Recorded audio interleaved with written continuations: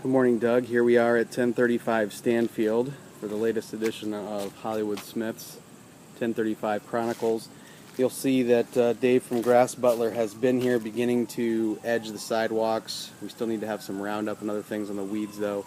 There's some in the curbs on the street here and stuff, but he has been edging the property, so he's at least gotten started on the landscaping, which is good.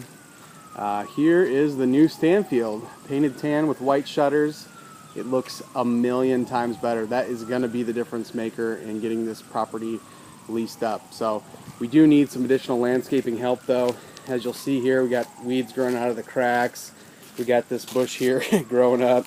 It's just looking kind of rough and kind of tired here. So we need to get some definition to the edges of these landscape beds and get some different species in there. Some little hostas or yew bushes or boxwoods or something, just to clean up this landscaping a little bit. That's our last project on the exterior.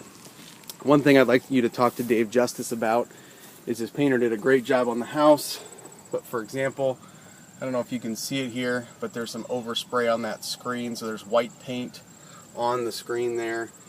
And then also on the roof, for example, I don't know if you can see up there, there's some purple overspray from whoever painted it last, but there's also a significant amount of white overspray on the shingles, as well as drips on the roof. And I don't know if those are all from our guy. Up there on the window, you can see some more overspray on the screens and whatnot. We really need him to come and take care of this for us. We probably should actually paint the roof here, at least on the front side of the house, and they can just pick kind of a gray-black color similar to the shingle color. But it looks pretty bad, actually. And with the $20,000 or so that we've just invested in the property, it's a shame to look at that overspray below the window, right on the shingles and those drips. It has a pretty big impact because the house is so improved now. Those things stand out. So it's no big deal. I mean, yeah, there's some purple there and stuff too, but if we just come in and paint that roof, which, trust me, I've painted roofs before. They do it all the time. They should go ahead and paint that and get that cleaned up on the front side of the house only. So in the back here, you can see we ripped out the old fence. We're getting ready to put the new fence in. There'll be a gate right here, and then this fence will run all the way almost to the alley. And then at the back of the garage there, straight across the property, we'll put a chain link fence, and then they have not filled this area with the crushed concrete and limestone yet. But the deck is looking pretty good. It's all cleaned up now. The whole back of the property is painted here, which is good. And then of course we put in a privacy fence on this side of the property here. Over here, we're basically going to start right at the edge of that bump out and run the privacy fence back to maybe 8 feet into the scrubby area. We can't get too close to that tree because there'll be roots and other things. But that way when you're sitting on the deck, you won't see this. So we'll get that privacy fence there, chain link across the back. And then here, at some point in the future, I don't think we need to spend the money now, but this is actually kind of non-functional to have this 18-inch knee wall here. I mean, obviously we're going to raise this up probably 4 to 6 inches by putting in crushed concrete as a base and then a nice limestone top dressing to have a parking area here. But there's going to be a step up here to go through the gate and whatnot. It's just kind of non-functional. So sometime in the distant future, not an immediate cost that we need to bear, we'll probably rip this out and do some regrading on the lot. We might do that at the same time that we eventually take down this giant and worthless scrubby tree, which also is not a cost priority right now. Let's get this sucker cash flowing for 3 to 5 years and then deal with this. But I at least wanted to point it out to you that it's really not long-term what we want it to be. So you've seen that. Looking great here. Now we're going to go in the interior, and you are not going to believe these hardwood floors. I hope it shows up in the video. I mean, I was glad we were refinishing the hardwood floors, but I had no idea. It completely made the interior of the home, and it just looks so high-end now, which is one of the reasons we want to get this landscaping in particular dialed in. I know Dave's working on the fence. He took measurements when we were doing a walkthrough here 2 days ago. These wood floors, though, are just dynamite. Can you see how they came out? It is just gorgeous in here.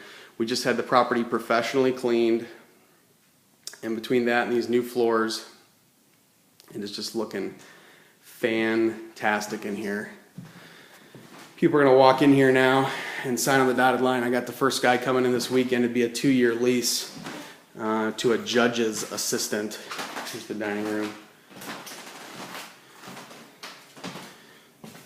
Here's the kitchen.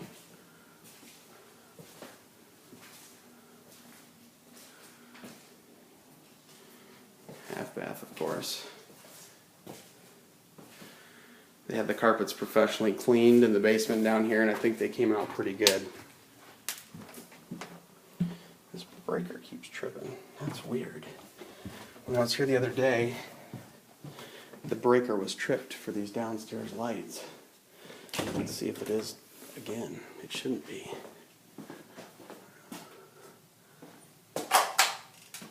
Okay. Yeah, it is. Something's not right there. It's the second time that's tripped. Huh. Let's make a note to ask Dave about that as well. So the overspray on the roof and screens, and then that breaker keeps tripping.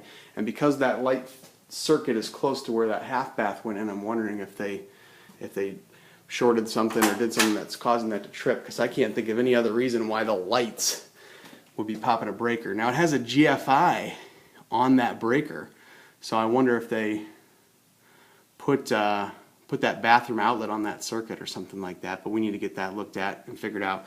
These carpets cleaned up pretty nice. There's one little tiny spot here in the middle. No big deal though. It's definitely cleaned up and looking good down here. So, looking rent ready. Go back upstairs.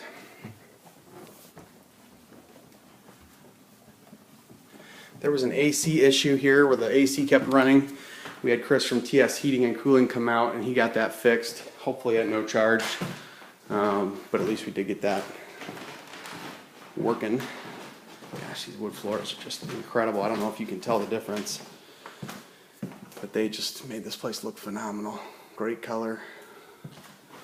And we're going upstairs, and not much has changed up here other than that now that we've had it cleaned professionally, the bathroom is looking a lot better here. So this is all spotless now, and even this tub,